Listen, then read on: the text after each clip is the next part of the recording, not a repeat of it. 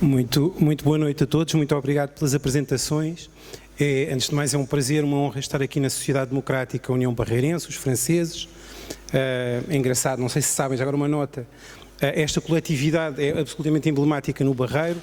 Tinha uma coletividade rival, que era a sociedade, eram os penicheiros, e é muito curioso porque a minha avó paterna era francesa, dizia, é francesa, e o meu avô era penicheiro. Portanto, eles coincidiam em casa, coincidiam em todo o lado, menos na ida às coletividades, porque a rivalidade era assim, tinha este impacto. Eu tenho muita simpatia por ambas as coletividades e é um gosto enorme estar aqui nos franceses. Depois dizer também que é para mim uma honra estar moderar este painel, com a presença do nosso convidado Ricardo Batista Leite, que é não apenas médico, infecciologista, virologista, não sei, mas é deputado da Assembleia da República, é também vereador da Câmara Municipal de Sintra, julgo eu. Agradecer muito aqui a sua presença e aquilo que vai com certeza aportar nesta nossa reunião. Agradecer também à Ana Teresa Xavier, para além de diretora clínica do Centro Hospitalar Barreiro Montijo, para além de médica reputadíssima, oncologista, não é? Não estou...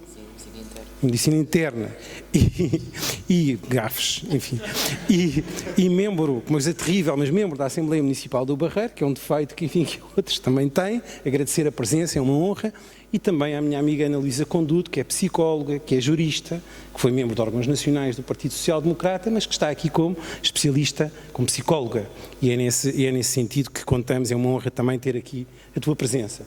Muito obrigado. Eu vou, se calhar, lançar já o primeiro desafio, porque estamos a falar de Covid, estamos a falar de desafios para o futuro, e eu queria, mas aqui à entrada, colocaram-me logo aqui algumas questões. Pessoas que estão com listas de espera tremendas para serem atendidas, que não percebem muito bem porque é que não são atendidas, porque as listas de espera em alguns sítios não estão numeradas, portanto não se percebe muito bem quem é que eventualmente passa quem, e no fundo parece que a situação é um bocadinho caótica, é um bocadinho assustadora neste período pós-Covid. A nós transmitiram-nos, enfim, que as coisas estariam bem, que não haveria grandes questões com a saúde e, no fundo, queria perguntar ao Ricardo, pedir ao Ricardo para tecer alguns comentários sobre esta matéria, ou seja, de onde é que nós vimos, o que é que vai suceder no futuro e o que é que devia suceder no futuro. Obrigado.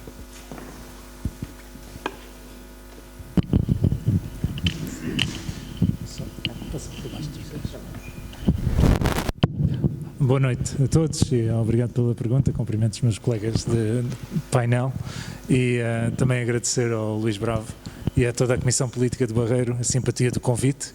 Eu nunca tinha visto a minha fotografia num cartaz no Barreiro, desta vez consegui, graças à Conselhia, ver isso a acontecer. Também cumprimentar o Vice-Presidente da Distrital, o meu querido amigo Paulo, que recordou-me aqui, de facto, aquela conversa que tivemos poucos dias antes daquilo que veio a ser decretado o confinamento geral do nosso país, e eu recordo-me que tu querias encher aquela sala com público ainda, e eu te pedi, por favor, não faças isso, ao menos isso, não faças isso. E, de facto, infelizmente, vieram-se a confirmar os piores receios em toda a linha, e, enfim, fizeste recordar o que foram estes 2 anos de viagem tão desafiantes. Também cumprimentar o Pedro Rodrigues, o meu antigo colega deputado e amigo. Vejo também aqui vários amigos, em particular o secretário-geral da JSD Nacional, o João Pedro Louro, que, quem não sabe, vai ser meu cunhado daqui a pouco tempo. Tivemos a despedida de solteiro este fim de semana, mas ele portou-se muito bem. Devo dizer, eu acho que a minha presença condicionou um pouco, mas deve haver uma segunda versão que eu não sei e prefiro não saber, sinceramente. Bom, dito isto, sobre a pergunta que coloca, é uma pergunta vital. De facto, olhando para estes 2 anos que vivemos, há uma série de erros que podemos identificar, podemos discutir. Não quero perder muito tempo sobre o passado, é importante olharmos para o futuro. Até porque muitos dos problemas estruturais, eu penso que os colegas concordarão, muitos problemas estruturais que existiam antes, continuam a existir depois da pandemia, a pandemia que ainda não terminou, está melhor gerida neste momento por força da vacinação e que, infelizmente, em muitas circunstâncias se vêem piorado, agravadas por força da pandemia, como eu costumo dizer, e tudo a pandemia agravou. Nós, de facto, no decorrer da pandemia, o maior erro de todos, podemos dizer, foi ignorarmos por completo todos os outros doentes não Covid-19. Foram sistematicamente sendo deixados para trás, porque o que aparecia nas notícias era a Covid-19. E, portanto, o Governo criou esta ideia de que desde que tratasse da Covid-19, tudo o resto passava. E a verdade é que passava. A maioria das pessoas, quem tinha dinheiro ia ao privado. Quem não tinha, muitas vezes não tinha voz, ficava nas listas de espera, seja para consultas, seja para cirurgias, seja para exames e pior, como falávamos ao jantar, muitos doentes ficaram por diagnosticar. Os rastreios que não se fizeram, o colega dizia ao jantar e com toda a razão, em hospitais norte a sul do país estão a surgir doentes com cancros muito mais avançados porque estão a ser diagnosticados muito mais tardiamente, pessoas que morreram que não deviam ter morrido. Portugal está entre os países com maior taxa de mortalidade excessiva entre os países da OCDE, ou seja, pessoas que morreram a mais face à média dos últimos 5 anos. Isto é porque o sistema não foi capaz de responder, porque tivemos uma ministra profundamente irresponsável que, ao contrário das recomendações do Partido Social Democrata, não quis, no início da pandemia, juntar público, privado e social e passar a gerir o sistema de saúde como um todo para responder perante o maior desafio sanitário da nossa vida e garantir que os hospitais públicos, privados, das misericórdias, das IPSS, pudessem trabalhar em conjunto, de forma articulada. Ficava mais barato, porque aquilo que aconteceu foi que sempre que havia stress no SNS, lá íamos contratar os privados a correr e de uma forma não organizada, não sistematizada. Isto leva-nos aqui, então, a 2022. E hoje nós temos listas de espera, de facto, muito complicadas. Volto a dizer, nós temos hoje 60% da população ou tem seguro de saúde, ou tem ADSE, ou tem algum plano de saúde. 40% certamente utiliza o setor privado e não utiliza o Serviço Nacional de Saúde. E mesmo assim, nós temos uma parte importante da população que não tem cobertura de médico de família, mais de 1 milhão de portugueses que não têm médico de família atribuído, e temos aqui um conjunto de pessoas que, nos milhares, que de facto estão nas listas de espera para cirurgias, vamos sabendo, para consultas mais ou menos, para exames complementares de diagnóstico, esses dados nem sequer existem. E portanto, a meu ver, olhando para o futuro e para o presente, nós teríamos que apostar em respostas de emergência, digamos assim, e respostas estruturais. As respostas de emergência, claramente, tinha que haver aqui um plano de emergência de resposta às listas de espera, articulando o sistema público, privado e social, contratualizar e garantir que todos aqueles que estão em lista de espera veem a sua situação respondida. Por outro lado, nós sabemos que, por falta de planeamento de recursos humanos, só vamos ter médicos de família em quantidade suficiente lá para 2026. É preciso atuar em 2 frentes nos médicos de família. Primeiro, evitar que aqueles que hoje estão no sistema queiram sair, o que é cada vez mais difícil porque as pessoas não querem ser maltratadas, as pessoas não querem ser mal remuneradas, porque trabalharam muito para tirar o curso de medicina e para depois fazer a especialidade em medicina geral familiar, para depois serem maltratadas e mal pagas, que é aquilo que acontece hoje.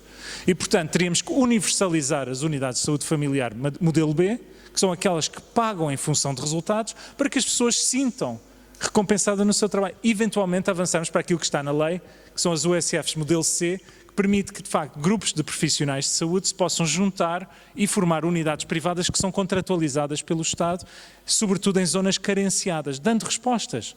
Nós temos que os motivar a quererem fazer parte do SNS. Do ponto de vista das reformas estruturais, nós temos que garantir uma estratégia de recursos humanos a longo prazo, que hoje não existe. Se perguntarem à Ministra da Saúde quem são os seus profissionais de saúde, a única forma que ela tem de dizer quem são os profissionais de saúde no SNS é pelas folhas de vencimento. É a única forma. Imaginem um CEO de uma empresa com um orçamento de 13 mil milhões de euros ano, que são os nossos impostos. E perguntam a esse presidente dessa empresa quem são os seus funcionários. E eles dizem, eu não os conheço, mas tenho aqui as folhas de vencimento, eu sei que eles existem por esta via. Não sei quais são as aspirações deles, não sei que especialidade têm, não sei que subespecialidade têm, não sei como é que querem participar num processo de reforma do sistema. É isto que hoje existe. Pior, se perguntarem a qualquer profissional do Serviço Nacional de Saúde qual é a visão a 10 anos da Ministra da Saúde ou do Governo para o futuro da saúde em Portugal, ninguém consegue responder. Estamos sempre a reagir à doença. Estamos sempre a ir atrás do prejuízo. E o facto de irmos sempre atrás do prejuízo significa que vamos sempre perder a corrida. O que nós precisamos é de uma mudança radical na filosofia do Serviço Nacional de Saúde e do sistema de saúde, focar na saúde e no bem-estar. O que exige uma integração do Serviço Social e da Saúde, o que exige uma aposta na saúde pública, o que exige reduzirmos a carga da doença para libertarmos recursos para aqueles que inevitavelmente vão ficar doentes e que vão precisar. Porque se não fizermos isto, com o envelhecimento populacional, com o aumento das desigualdades, com o aumento da pobreza, que é o principal fator causador da doença, com tudo isto, nos próximos 20 a 30 anos, vamos objetivamente ter um sistema para ricos e um sistema para pobres. Quem tem dinheiro vai ter acesso à saúde, quem não tem, tem acesso aos serviços mínimos. Não é isto. Não foi para isso que fizemos a Revolução dos Escravos, não foi para isso que tanto falamos do Serviço Nacional. É que o Serviço Nacional de Saúde não se salva batendo com a mão ao peito, nem escrevendo salvar o SNS nos cartazes. É trabalhando para isso, é fazendo as reformas que são necessárias.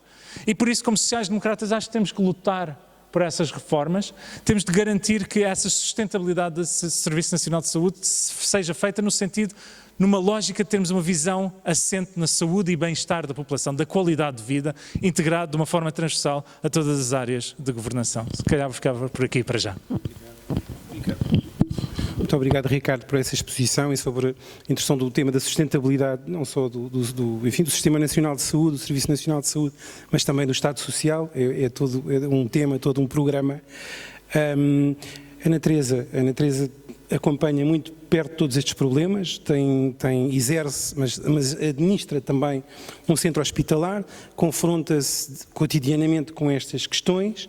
Nós, nesta fase, olha, eu, por exemplo, estou um bocadinho confuso como me comportar, porque não sei usar máscara, não usar máscara, quer dizer, o que é que nós fazemos?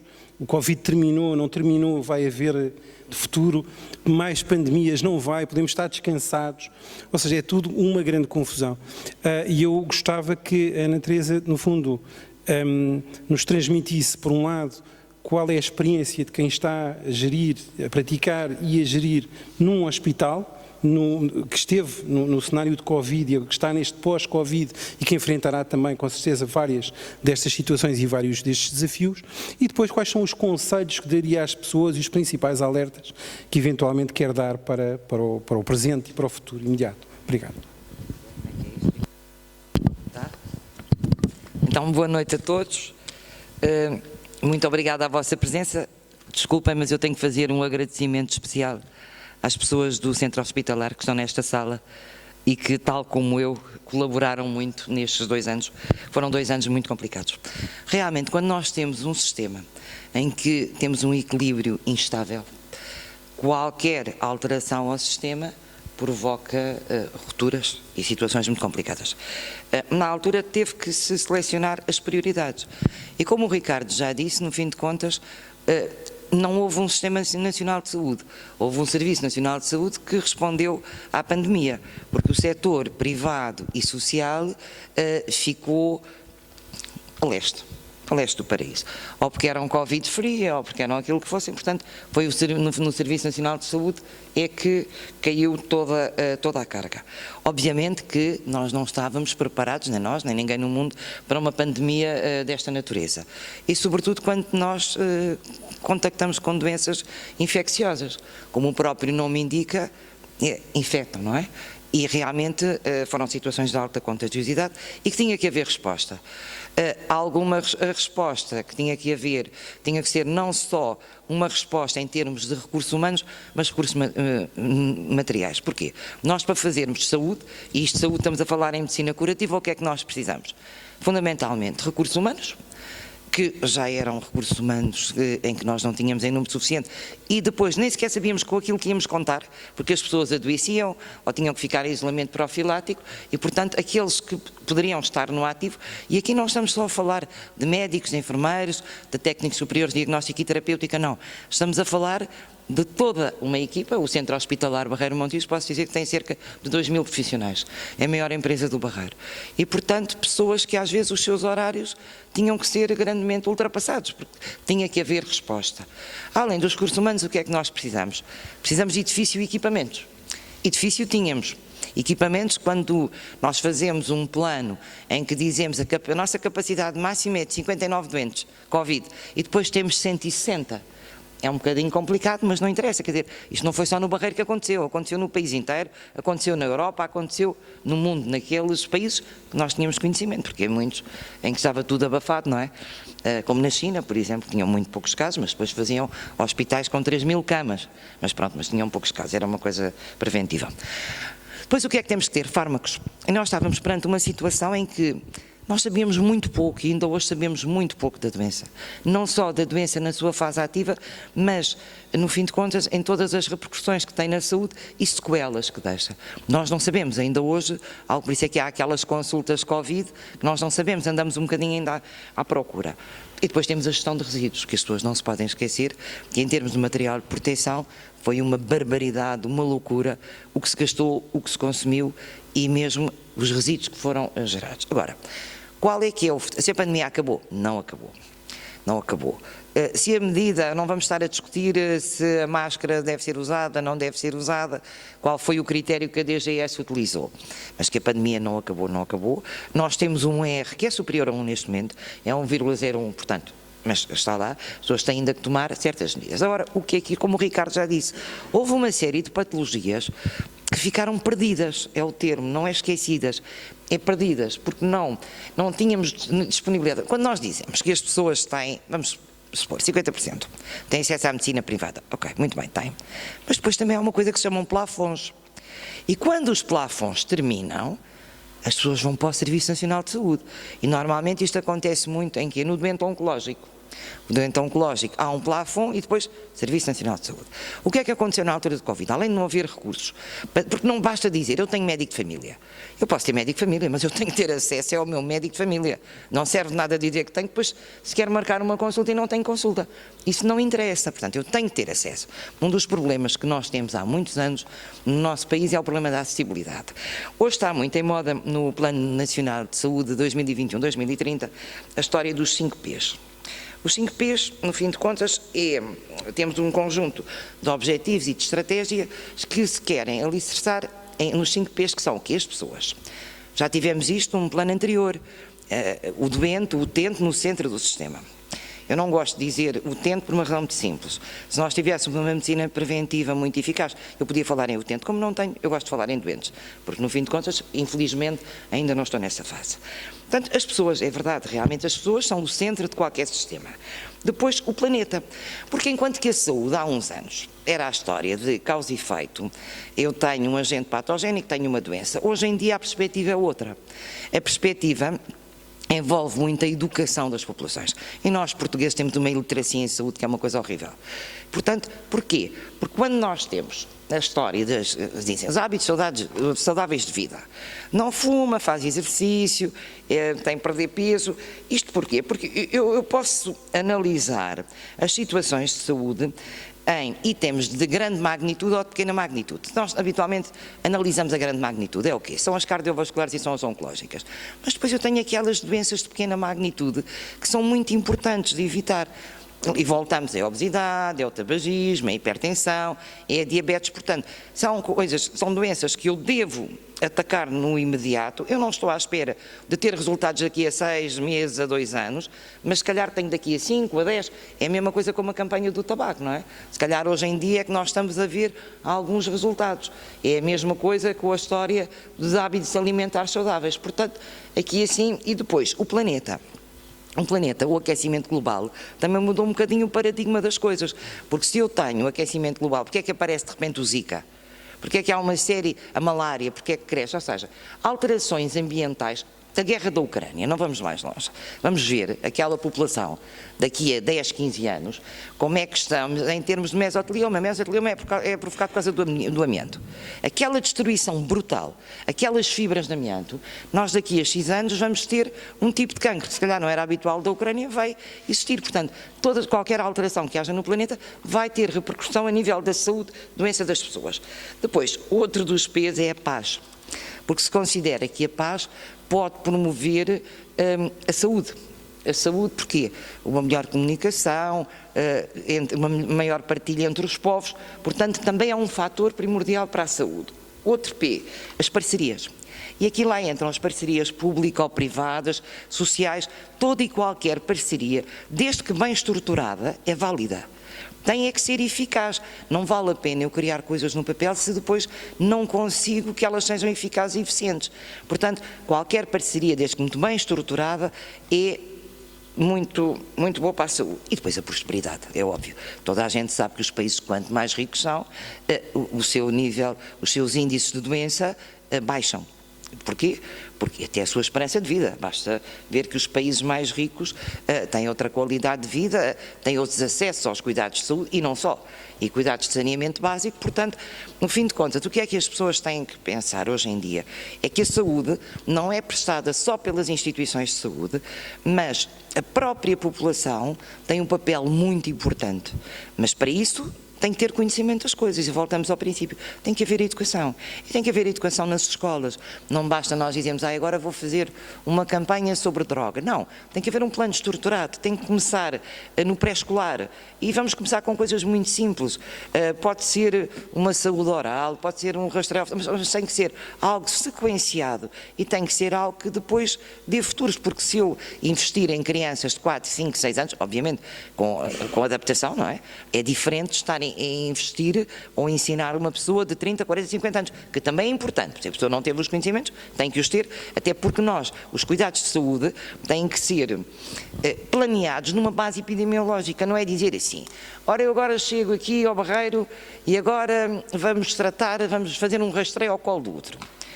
Ao cancro de colo do útero, se eu tiver pessoas de 70 anos, se calhar não é assim tão eficaz, mas se calhar se eu for para um sítio onde eu tenho uma média etária, ou que a maioria da população é feminina e que me tem, se calhar entre 15 e 35, se calhar ia ser importante, ou seja, depois tem que haver um estudo epidemiológico em que eu tenho que adaptar quer as minhas metas, quer os meus objetivos, quer inclusivamente os meus cuidados de saúde que eu quero prestar à população, numa base epidemiológica. Eu lembro-me que há muitos anos havia as cotas.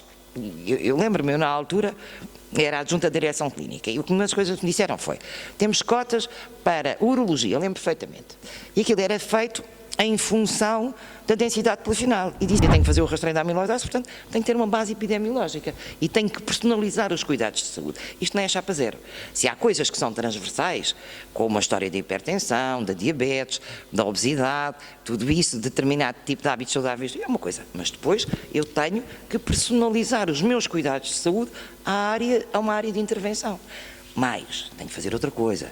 Eu tenho que fazer uma carta de saúde, ou seja, eu não posso ter 10 equipamentos, ou não devo ter, por hipótese, 10 equipamentos de ressonância num raio, eu estou a dizer números aleatórios, disparatados, num raio de 200 km, e depois, se calhar, num raio de 300 tenho dois aparelhos, e depois, se calhar, tenho a mesma densidade populacional. E tenho que ver, por exemplo, eu no distrito de Setúbal, se calhar, posso ter uma complementaridade, porque tenho bons acessos, mas se calhar no norte, 30 km no norte não são iguais a 30 km no distrito de Setúbal, se tiverem curvas e contracurvas. Portanto, as coisas têm que ser muito bem adaptadas, demora tempo e não tem os resultados no imediato. Mas isto é assim, isto foi como eu disse uma vez num discurso do 25 de Abril. Isto a doença não vem perguntar, quando calha, não vem perguntar se eu sou PC, ou sou PSD, ou sou PS. Portanto, a estratégia tem que ser uma estratégia uniforme, uma estratégia nacional, e uma coisa que eu não esteja à espera que seja já amanhã, com um resultado imediato. Não, tem que ser programado. Para fazer. Temos um exemplo que foi um sucesso em Portugal, a vacinação. Não estou a falar da vacinação Covid, estou a falar do outro plano de vacinação. Foi um sucesso. Como é que nós diminuímos a mortalidade infantil? Está bem, houve outros fatores, mas a vacinação foi algo fundamental neste país. Portanto, temos que ter assim os horizontes um bocadinho alargados e pensar como é que as coisas se fazem. E agora já chega. Muito obrigado. Pusemos aqui. Não sabia, fala-se normalmente outras, mas os médicos já vi também. Mas muito obrigado por todos os esclarecimentos e por tudo aquilo que partilhou connosco, Ana Teresa.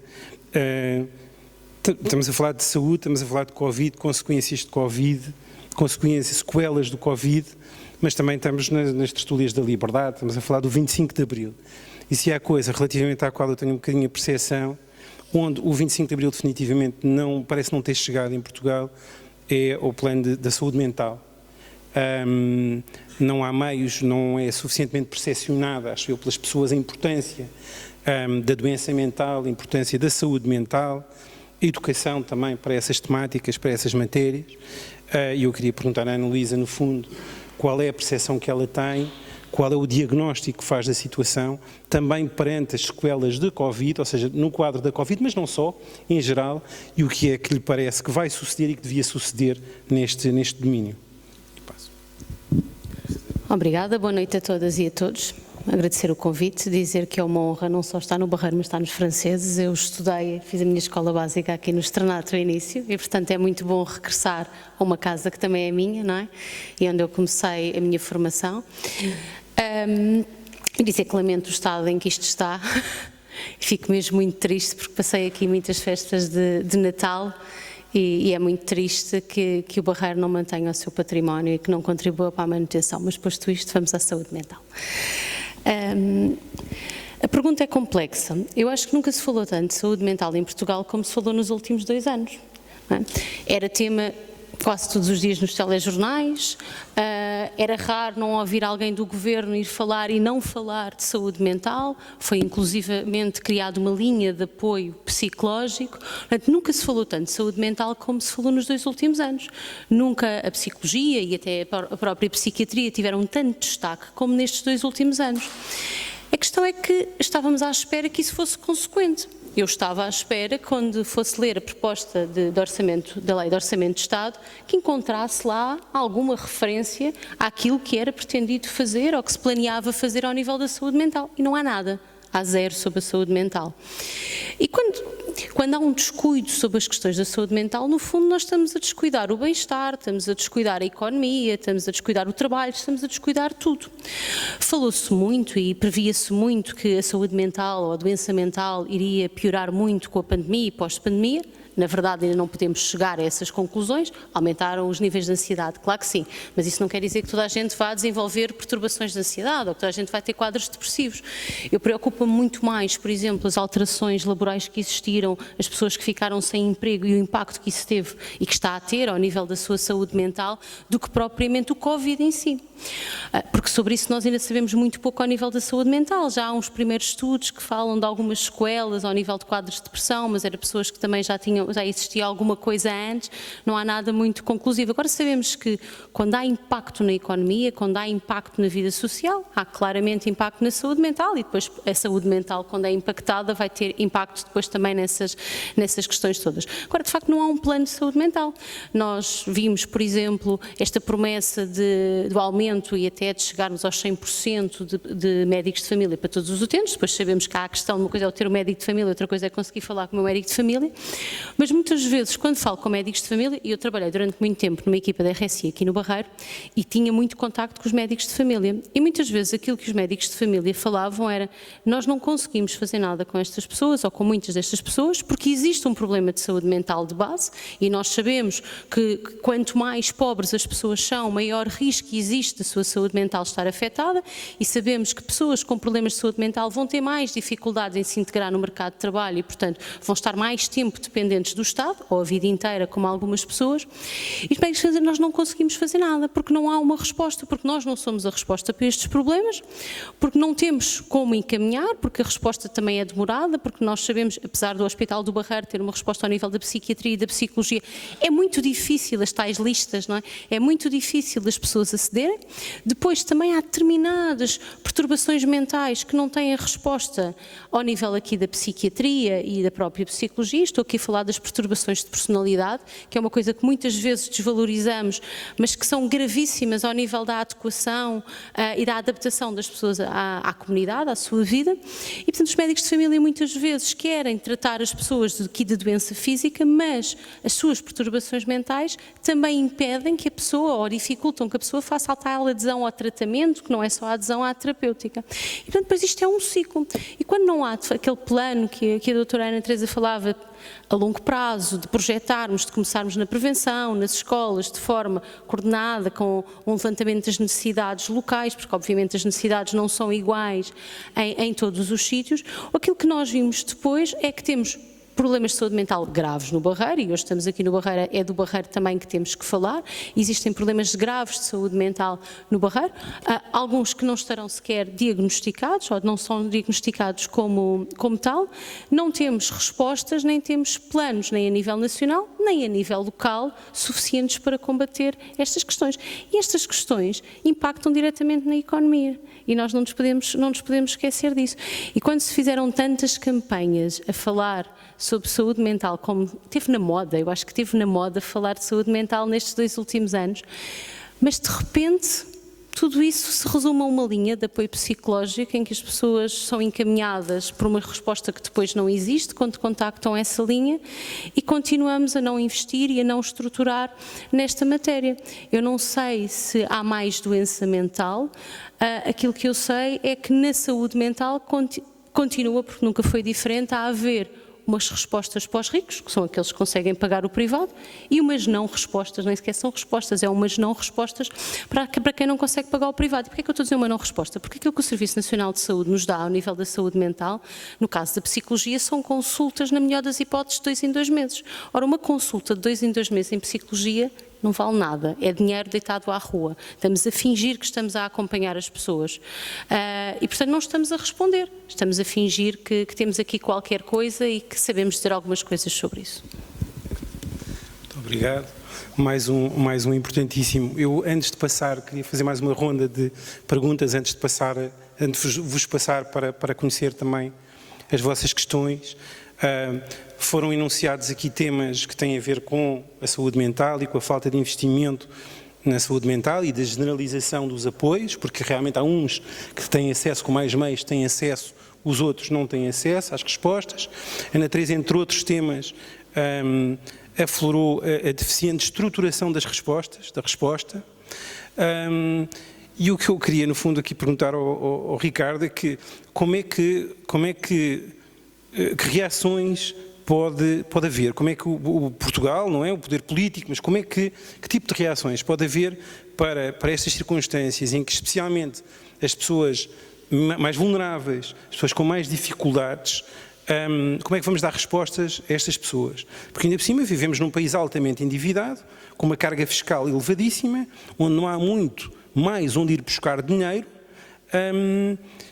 Como é que é? Vamos aumentar muito o orçamento da saúde? Vamos colocar em causa a gratuitidade dos serviços de saúde para as pessoas mais favorecidas?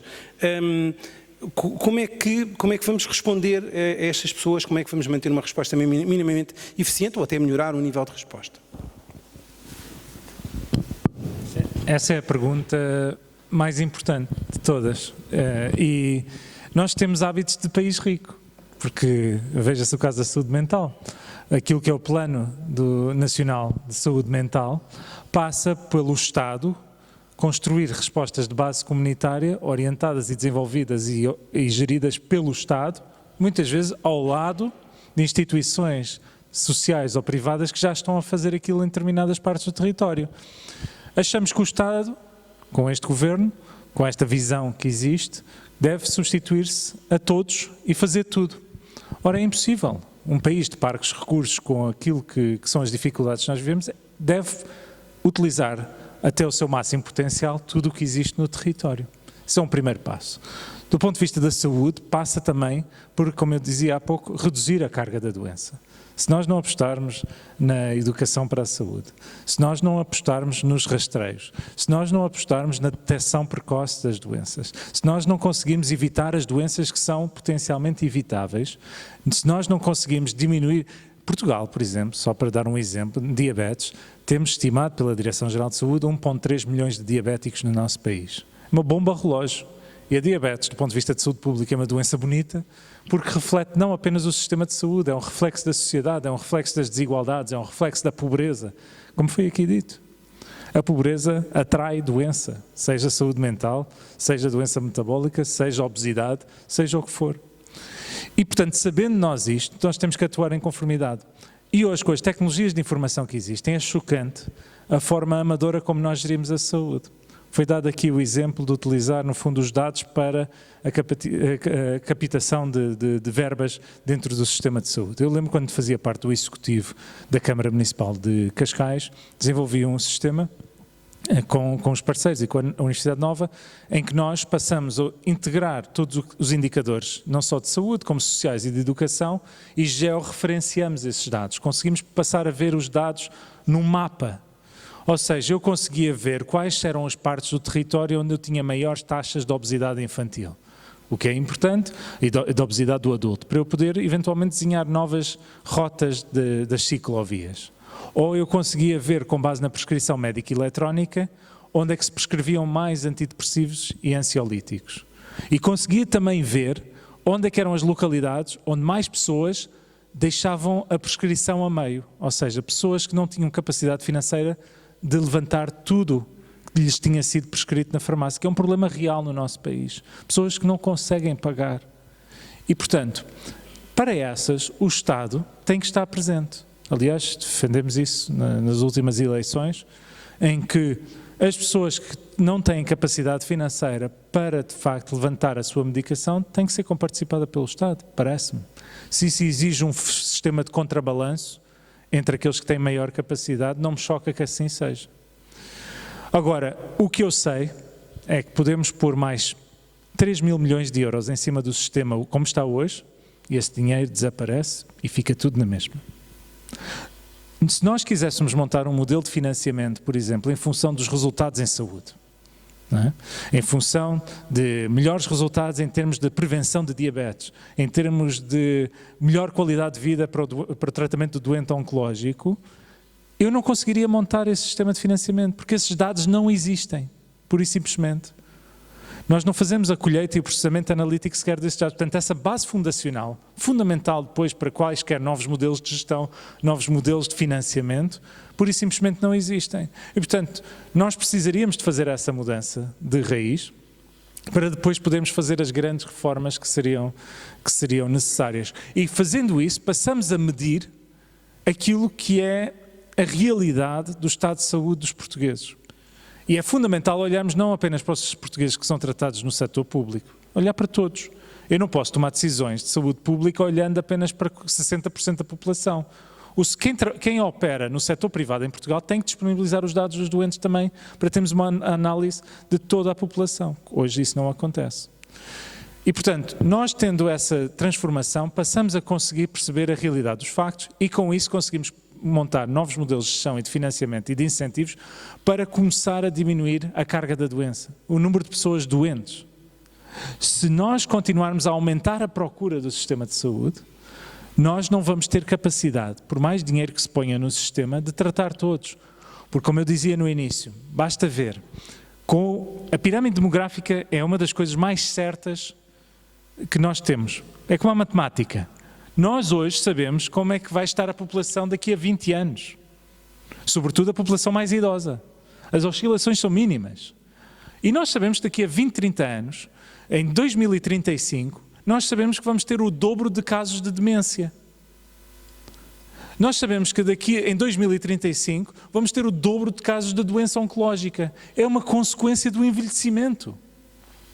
E hoje Portugal já é o país da OCDE que menos investe em cuidados de longa duração. É o país que tem menor capacidade de resposta às demências. Somos o país com menor resposta do ponto de vista de resposta à saúde mental. E porquê é que se fala tanto? Portugal é dos países onde se prescrevem mais antidepressivos e ansiolíticos. É porque os médicos sabem que não há psicólogos para dar resposta. E perante um doente depressivo, perante um doente com um quadro de ansiedade, é mais fácil prescrever, pelo menos faz alguma coisa. Porque ficar 2 meses é simpática. 2 meses à espera por uma consulta de psicologia. Eu vi em Cascais, nós tivemos que criar o Espaço S, que era um espaço com um conjunto de psicólogos contratados pela autarquia, porque sabíamos que para dar essa resposta à população não podíamos ficar à espera do Serviço Nacional de Saúde. E eram depois, nos centros de saúde, do ACES, encaminhavam os doentes que precisavam de psicólogo clínico para o Espaço S. E, portanto, é evidente que eu acho que cada vez mais vamos precisar de evoluir no sentido do poder local ter aqui um papel mais relevante, não na gestão clínica, mas na operacionalização. E por isso é que eu acho que o modelo como está estruturado desde o 25 de Abril está errado e tem que mudar. Nós temos de assumir de uma vez por todas. As administrações regionais de saúde são o modelo do passado. São colossos burocráticos que não servem para nada e que deviam ser destituídos, destruídos e deixados nos livros da história. E deveríamos passar a ter unidades locais de saúde em todo o país. No fundo, o gestor desta região, não é responsável pela gestão do hospital ou do centro de saúde. Tem que ser responsabilizado pela saúde de cada cidadão que ali vive. E tem que ter incentivos financeiros reais, tal como os profissionais que trabalham no terreno, para garantir melhores resultados em saúde. As pessoas sentirem que estão a trabalhar para algo, para mudar a sua terra, para mudar o território, para trabalhar para as pessoas. As pessoas hoje sentem-se carne para canhão. As pessoas no serviço de urgência, a única coisa que se preocupa muitas vezes a chefia é que a pessoa apareça a horas e quem vem a seguir chega a horas para que essa pessoa se vá embora. Ninguém quer saber da qualidade clínica do que se está a prestar. E, portanto, é inevitável que o sistema vá colapsando aos poucos, se vá degradando. E quem quer fazer melhor não tem instrumentos para tal. E não há uma visão, como eu dizia no início, de futuro de 10 anos para conseguir ir construindo este caminho, porque a transformação não se faz de um dia para o outro. E que se não existe essa visão de cima, depois torna-se impossível cá em baixo. E, portanto, a saúde é muito complexa, a saúde não pode ser vista sozinha. Mas há uma coisa que nós já percebemos. Quando a saúde falha, tudo o resto vai por arrasto. E, portanto, de uma vez por todas, se não fosse antes, pelo menos com uma pandemia, possamos perceber de uma vez por todas que uma visão de saúde, uma resposta social integrada nas políticas económicas e desenvolvimento do país são fundamentais se nós queremos verdadeiramente falar em políticas de desenvolvimento focados no cidadão, na qualidade de vida dos cidadãos, no bem-estar da população, na felicidade dessa população. Caso contrário é impossível e não há economia que resista e por isso é que nós vemos que nos sistemas de saúde mais avançados do mundo são aqueles que estão mais a apostar na redução da carga da doença, na promoção de estilos de vida saudáveis, naquilo que é as respostas mais orientadas ao cidadão. Vou só terminar com isto. Nos Estados Unidos é um mau exemplo de saúde, mas dentro dos Estados Unidos há bons exemplos e vou dar um exemplo. Há um seguro de saúde, nem bem é um seguro de saúde, é um sistema de gestão de saúde que é a Kaiser Permanente, que tem 10 milhões de beneficiários, o que para nós é interessante porque é a dimensão da nossa população. E a Kaiser Permanente, vamos imaginar, tem um seguro com 10 milhões de clientes, eles perceberam há muitos anos atrás, quanto mais saudável for aquela população, mais lucro fazem. Então passaram a ter todos os dados daquela população, garantiram que todos têm acesso à saúde que precisam em todos os momentos, têm gestores do doente, para os doentes mais complicados, com multipatologia, para garantir que fazem a medicação, que fazem a adesão à terapêutica, têm acesso à terapêutica quando precisam, aos exames complementares quando precisam, porque percebem que os estilos de vida saudáveis, que ter uma vida saudável lhes confere lucro, porque as pessoas não ficam doentes, não recorrem aos cuidados de saúde, não têm doenças mais graves e logo não precisam de terapêuticas mais caras. Esta visão aplicada neste contexto demonstra que é possível. O que nós precisamos é de ter uma visão semelhante para o nosso país. O Serviço Nacional de Saúde tem uma coisa extraordinária, que são os profissionais. Foram aqueles que aguentaram estes 2 anos de pandemia. Mas o sistema não pode apenas ter o foco de sobreviver. Viver tem de ser mais do que sobreviver. E nós temos estes profissionais que estão cada vez mais a fugir do sistema. Eu tenho colegas meus, novos, a deixar o SNS para ganhar menos. Não é para ganhar mais, porque preferem ir para um sítio onde são respeitados. Já tive colegas que me disseram, olha, ao menos ali eu tenho um cacifo, não tenho guarda-bata no carro. Conseguem ter um horário flexível para estarem com a família. É neste ponto que nós estamos. E, portanto, ou se muda de facto e se começa a mudar rapidamente, ou antevejo que será muito difícil termos um Serviço Nacional de Saúde como os deputados da Constituinte terão imaginado na Constituição. Muito obrigado, Ricardo. Ana Teresa, depois de tudo isto que já fomos ouvindo, depois também das críticas às respostas existentes, à organização do sistema, à organização das infraestruturas, conhecendo a Ana Teresa muitíssimo bem a realidade local, mas também aqui da Península de Setúbal, sabendo nós que estamos numa fase em que se vai implementar uma descentralização também na área da saúde, uma nota, sabendo nós que o Barreiro está em processo de revisão do seu PDM, e o PDM é um documento que tem de ser o mais abrangente possível e que tem que olhar para a saúde e para as respostas também em termos de prevenção da doença. Eu queria, no fundo, perguntar, quer dizer, se conseguia fazer um diagnóstico da situação do Barreiro ou da Península de Setúbal e das medidas que devem ser implementadas, no fundo, para ajudar a criar respostas, designadamente no Barreiro, em concreto. Vamos lá ver. Nós, na Península de Setúbal, temos uma vantagem. Nós temos 3 grandes hospitais, vamos considerar o Garcia Dorta, que é o maior. No fim de contas, isto é um triângulo equilátero. Portanto, a distância entre cada um dos hospitais entre si é igual. Então, o que é que nós deveríamos fazer? Isto porque os recursos são escassos. Quando o Ricardo diz que realmente há muitos colegas que vão para a privada, e é verdade, nós também temos que ter aqui, e agora não respondendo já à pergunta, a formação de um especialista custa em média ao Estado 100 mil euros. Eu não tenho nada, as pessoas são livres, devem ir para onde querem. Mas eu também, como diz o Ricardo, nós somos um país muito rico, porque eu formo um especialista e a seguir entregue de bandeja ao privado. A pessoa pode ir, tudo bem, mas se acaba a sua formação no Estado, custou dinheiro ao Estado, exigiu recursos, tem que pagar a sua formação. Ninguém lhe vai exigir os 100 mil euros no ano. Pague em 20, pague como quiser, mas vai ter que pagar. Não é o Estado andar a formar as pessoas e depois entregar de bandeja. Não pode ser. Alguém tem que perceber como é que isto se faz. Porque eu já formaram, realmente tiveram esse trabalho comigo, eu também já formei muitos colegas, mas eu se estiver sozinha, se calhar faço 20 consultas, se estiver a ensinar um colega faço 8. E, portanto, tudo isto também tem que ser visto. Agora, Península de Setúbal, complementaridade, é uma coisa que já ouço falar isto, eu estou no Hospital do Barreiro desde 85, já desde 85 se fala nisto. O que é que nós temos que fazer? Complementaridade, criar polos de excelência. Como diz o Ricardo, o Serviço Nacional de Saúde tem profissionais de excelência. Não faz sentido eu ter a mesma coisa replicada nos 3 hospitais. Se calhar a medicina interna eu tenho que ter uma cirurgia geral, tenho que ter uma patologia clínica. Agora, se calhar vamos para outras áreas.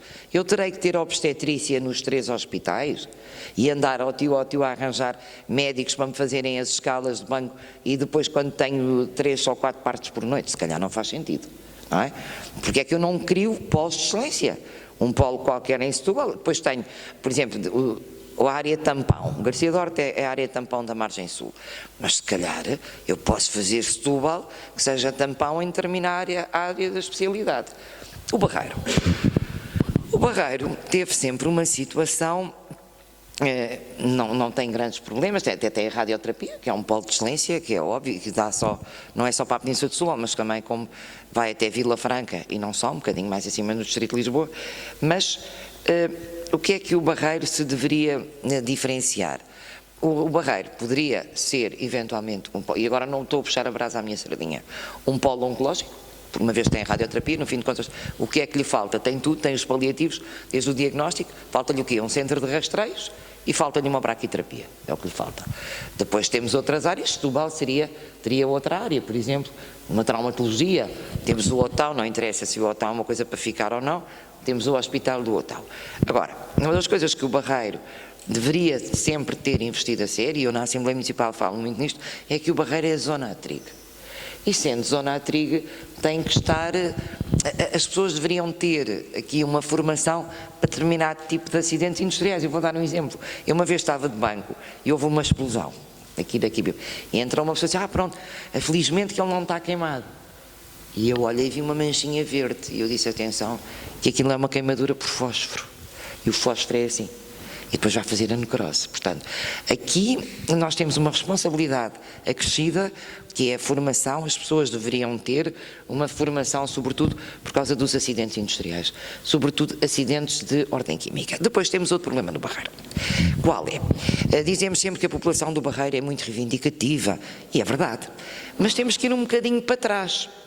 É que quando foi o 25 de Abril, as pessoas no país não tinham praticamente nada e o Barreiro tinha tudo. Ou seja, o que é que nós tínhamos? Tínhamos uma CUF e tínhamos uma CP. E tínhamos uma CUF em que as pessoas tinham os cuidados de saúde, inclusivamente faziam-se aqui partos, faziam-se pequenas cirurgias e havia o hospital da CUF, não é? Havia uma vacinação, um plano de vacinação, havia uma creche que era uma coisa que não havia no país. Uma creche funcionava, as mães deixavam os meninos e havia uma carrinha que ia buscar as senhoras ao local de trabalho para amamentar os meninos. Porquê é que isto era feito? Isto era feito para diminuir o absentismo. É a tal história dos americanos. Eu trabalhei numa empresa que não foi no Barreiro, de indústria pesada, em que todos os profissionais tinham um seguro, e era um seguro de saúde muito bom, eu também tinha. Ainda uma vez perguntei ao Presidente do Conselho de Administração, porque aquilo era muito caro, e ele disse, era numa altura em que as listas de espera ainda eram muito maiores do que são hoje. Eu lembro que uma hérnia chegava a esperar 5 anos, e ele disse-me assim, doutora, mas o que é que quer? Quer que eu tenha um torneiro mecânico a meter-me baixa 3 vezes por ano porque tenho uma hérnia ou porque tenho umas varizes? Eu prefiro sair mais barato. E realmente, porque é que a população do Barreiro é uma população tão exigente? Porque tinha muito. E de repente houve uma série de coisas que lhes foram tiradas e que, vamos, entre aspas, até algumas foram niveladas por baixo.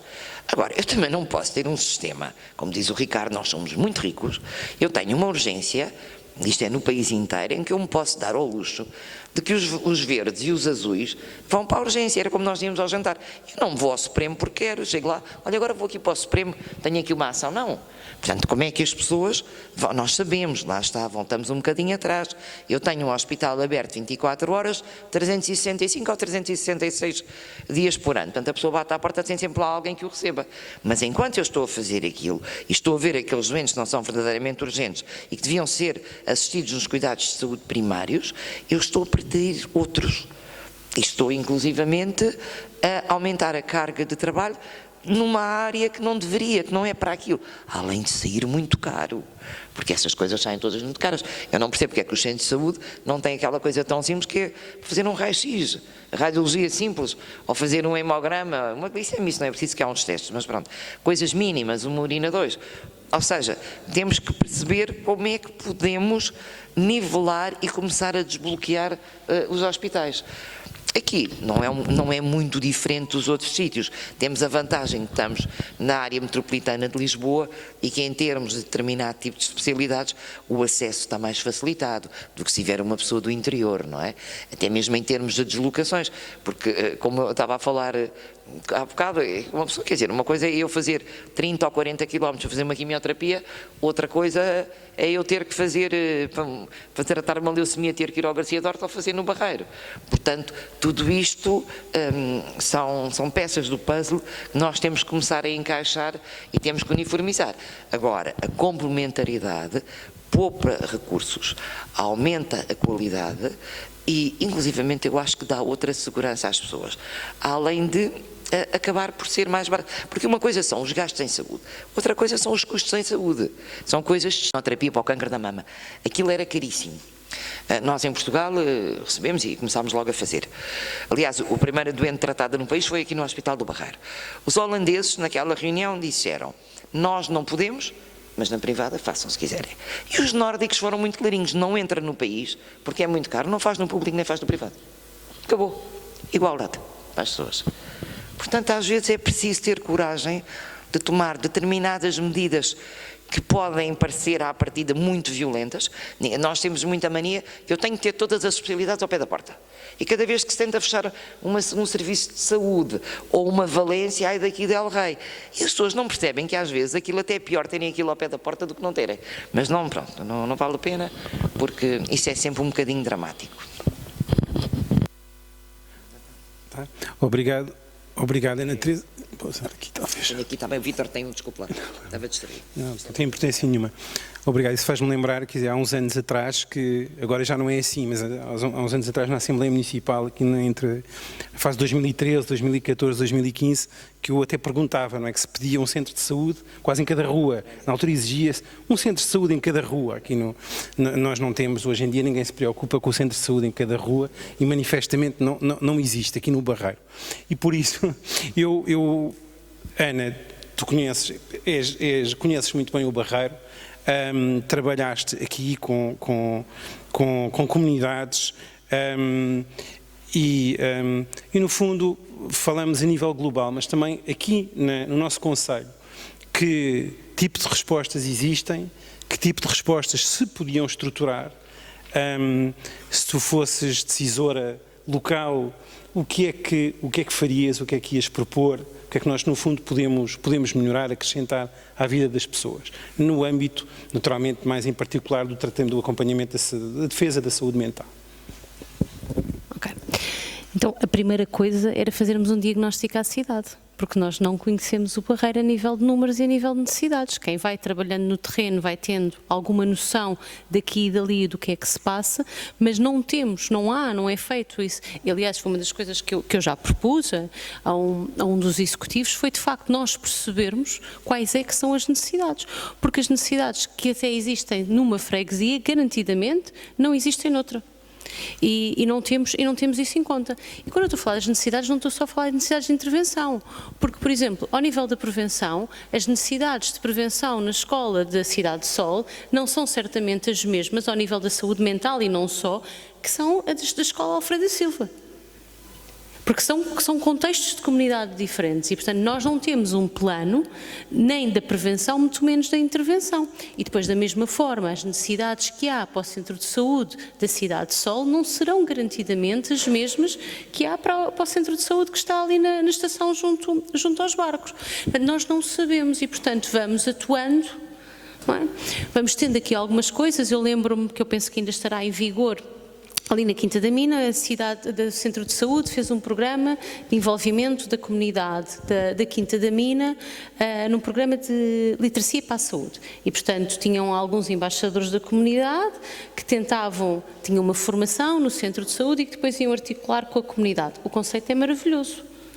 A questão é que se isto não for consequente depois na escola, se isto não for consequente nas outras equipas que acompanham, morre ali. Não é? Se isto não for um trabalho articulado, e nós continuamos a trabalhar em capelinhas, não é só no Barreiro, nós continuamos a trabalhar em capelinhas a nível nacional, porque enquanto nós pensarmos no país enquanto Ministério da Saúde, Ministério da Segurança Social, o Ministério da Justiça, como se eles não se cruzassem no seu todo, e não se fizesse políticas cruzadas. Eu lembro-me, quando começou a pandemia, eu ainda coordenava a equipa da RSI e na altura a Ministra da Segurança Social criou um e-mail que as pessoas os cidadãos podiam escrever com sugestões.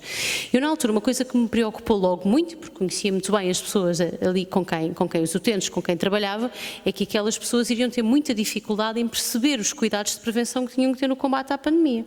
E portanto, aquilo que na altura propus, e escrevi um e-mail à Ministra, que até tive resposta, não tive, foi consequência dessa resposta, era que fosse, e até me disponibilizei gratuitamente para desenvolver isso, era que fosse feito um programa para os técnicos das equipas da RSI poderem trabalhar com os utentes ao nível da prevenção dos cuidados de saúde que eram necessário ter, bem como o levantamento que era necessário da distribuição das máscaras, do álcool gel. Ora, se isto tivesse sido feito, não tínhamos tido depois situações como propostas do Chega a dizer que vamos isolar a comunidade cigana porque a comunidade cigana é super perigosa no contágio. Isto é um perfeito disparate. Mas a verdade, isto acontece. Porquê? Porque nós não conseguimos aqui coordenar a intervenção social com a intervenção da saúde. Não conseguimos. E nós fazemos, isto é geral, eu estou a dar este exemplo, mas há outros, não é? A nível da escola, quando falamos da comunidade escolar, a contratação dos psicólogos, esta confusão que há dos psicólogos educacionais, não fazem psicologia clínica e, portanto, não dão respostas na saúde e depois precisam de encaminhar algumas crianças sinalizadas para os centros de saúde. O que é que acontece? Não há resposta no centro de saúde, as crianças ficam sem acompanhamento. Quando chegam a resposta, já estamos a falar de casos gravíssimos. E, portanto, já estamos aqui a trabalhar sobre casos gravíssimos. Eu hoje recebi um paciente novo no consultório e pensei, realmente nós temos muito a fazer neste país. É um jovem que tem 30 anos, está com um quadro de depressão e de ansiedade gravíssimo, não está a conseguir trabalhar por causa dos ataques de pânico, já perdeu um trabalho na altura da pandemia e está prestes a perder o segundo emprego, tem ataques de pânico, não consegue trabalhar. E é um jovem que foi acompanhado durante anos pela CPCJ. E o que é que foi feito com este jovem? Uma história de vida complicadíssima. Pais alcoólicos, coisas de toxicodependência, sempre a perderem a casa, a viver na rua. Portanto, ele lá se foi reorganizando e foi tentando. Agora, não teve uma resposta ao nível. Está há 3 anos à espera de consultas no Serviço Nacional de Saúde de Psiquiatria e Psicologia. Veio fazê-las ao privado com muito esforço. Faz sentido? Não. Este jovem vai perder este emprego. Eu espero que não, mas é muito mais provável daquilo que vi hoje que isso aconteça do que isso não aconteça. Vai para o Fundo de Desemprego, depois provavelmente vai ficar a receber um subsídio. Porquê? Porque não conseguimos ao longo destes anos da vida deste jovem, garantir-lhe uma resposta estruturada ao nível da sua saúde. E, portanto, como este caso, podia-vos dar menos. Posso-vos falar do utentes da RSI, que acompanhei durante 6 anos, e que com quadros de depressão graves, que isso era um impedimento na procura ativa de emprego, e durante esses 6 anos não tiveram resposta ao nível da saúde mental. E, portanto, hoje pagamos RSI e vamos continuar a pagar. Porque não temos capacidade de dar esta resposta. E, portanto, e muitas vezes, não é? É verdade, eu concordo, os médicos de família prescrevem mais antidepressivos e ansiolíticos porque não têm mais nada, muitas vezes, os próprios médicos dizem isso. Só que, em alguns casos, isso não é suficiente. Isso não é suficiente para que a pessoa volte à sua vida ativa. E, portanto, é necessário ajudar. Há 10 anos que esteja a receber um subsídio, nós possamos imaginar que é possível alguém que não tem hábitos de trabalho, que deprimiu, que a sua autoestima está completamente afetada, que é possível nós imaginarmos que se não for feito um trabalho ao nível da saúde mental com aquela pessoa, que aquela pessoa vai integrar, vai cumprir um horário de trabalho. E, portanto, se nós não apostamos nisto, se nós não temos estas respostas estruturadas e temos uma resposta generalista para tudo, nós não conseguimos avançar.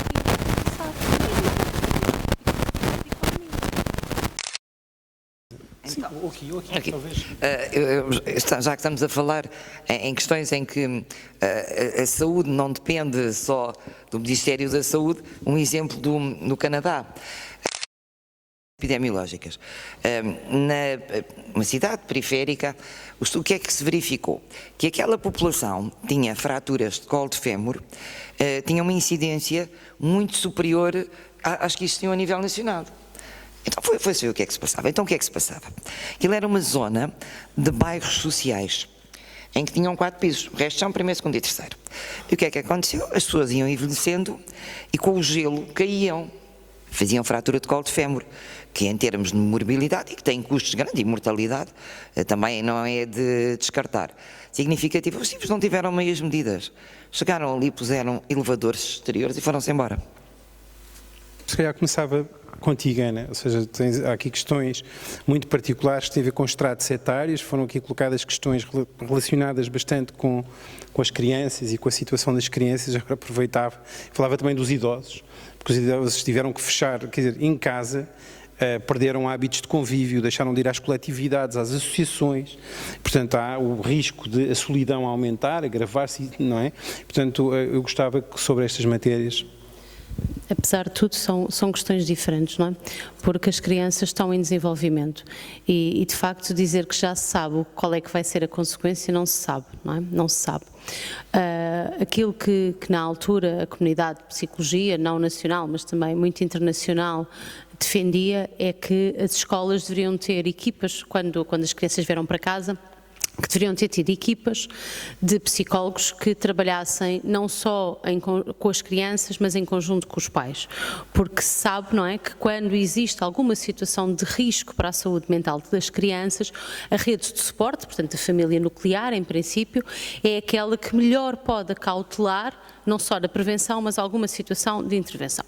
E aquilo que nós vimos, e que hoje se vê nos consultórios privados e que eu vejo no consultório, é que durante os confinamentos, quando os pais passaram para o teletrabalho e as crianças com a telescola, ninguém sabia gerir aquilo e se haviam algumas ferramentas que estavam a começar a ser criadas, essas ferramentas não conseguiram ser passadas de forma massiva para ajudar as pessoas. Os próprios professores, os próprios educadores não sabiam como. Isto era uma novidade para todas as pessoas, mas não conseguimos difundir a mensagens que já se sabia de algumas estratégias que se conhecem de contenção e de controle da ansiedade, que não tem nada a ver com a pandemia, que já são anteriores, que deveriam ter sido passadas e não foram.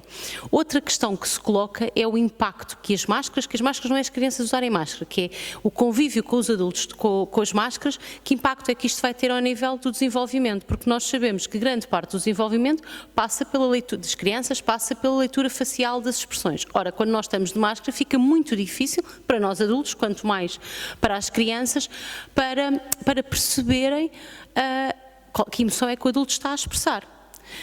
Eu dou-vos um exemplo de extremo, mas que reflete isto. Nós vimos durante a altura que se usava a máscara, que foi até há bem pouco tempo, víamos pessoas que eu acredito que estivessem a fazer aquilo sem terem a menor consciência daquilo que estavam a fazer e do impacto que aquilo poderia ter ao nível do desenvolvimento dos seus filhos. Víamos pessoas às vezes a amamentar de máscara. Ora, a amamentação, que é a altura, na fase de desenvolvimento em que as crianças estão a desenvolver a vinculação e estão a estabelecer os laços de vinculação, não estarem a ver o rosto das mães, claro que as mães estavam a fazer aquilo de certeza para proteger os filhos, não é isso que se põe em causa. Só que o que é que se estava também a pôr aqui em risco nesta fase? E nada destas pequenas, mas grandes mensagens, não é? Não só a nível do aqui e do agora, mas a nível do futuro destas crianças, não conseguiram ser suficientemente disseminadas. O que é que era importante agora fazer? Não é? Mais do que aquilo agora que não foi feito. Era importante que se preparasse as escolas públicas e privadas para terem, ao nível da intervenção com as crianças e ao nível da formação com os professores, atividades e estratégias de regulação emocional. Porque aquilo que pode estar aqui em causa com os confinamentos, com o stress dos pais, com os teletrabalhos, é aqui a regulação emocional das próprias crianças e é no fundo isso que vai permitir aqui alguma prevenção.